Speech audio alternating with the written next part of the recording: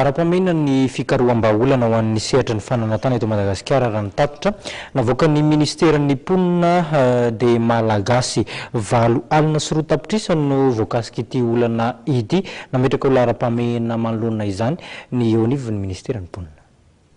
Tamin'izao telo volana farany tamin'ny taona 2024 zany dia nisy ny ezaka natao izay niantsoana ny tompon'andraikitra voakasika mahakasika an'ity olana ara-tany izay miteraka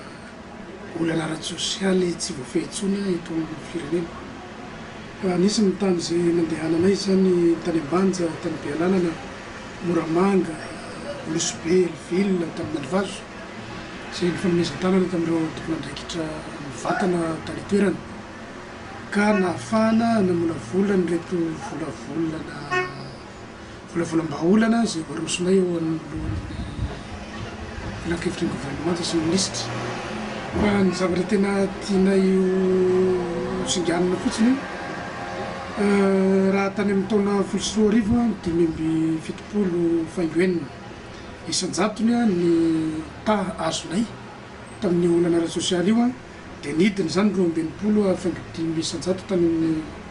120 fa tao amin'ny 220 dia niakatra 120 isan-jato izy zany dia taty amin'ny 320 moa dia io izy 270 isan-jato io ka tena potika tanteraka any amin'ny zato isan-jato zany ny fiainana ara-tsosialin'ireo olona voakasika io anaty tany izay miteraka olana ara-tsosialy io. Ny fahitanay azy zany dia betsaka loatra ny fidinan'ireo taranaky ny mpanjanaka satria dia saika zay ny zavatra hita zany tany amin'ny tany nalehanay izay ireny taranaky ny mpanjanaka zanany zafikeliny izay mitondra ny titre ny rainy tany amin'ny 1944 hatany amin'ny 1906 hatany amin'ny 1924 dia mbola manana fahefana zany omena fahefana mihitsy haka n'ireny tany ireny amin'izao fotoana izao izay tany tsy misy tany kelikely satria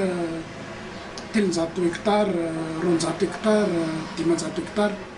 ka zay no isotomanay kely ny sain'ny tompon'andraikitra rehetrarehetra hoe taona 2013 zany tsika amin'izao fotoana izao mbola mendrika ave zany fiainana zany iainan'ireo tantsaha ireo vahoaka izay nivelona teo amin'izany tany zany nandritra izany taona nefa ao anatin'ireny mitra dia tsy maintsy ho avy.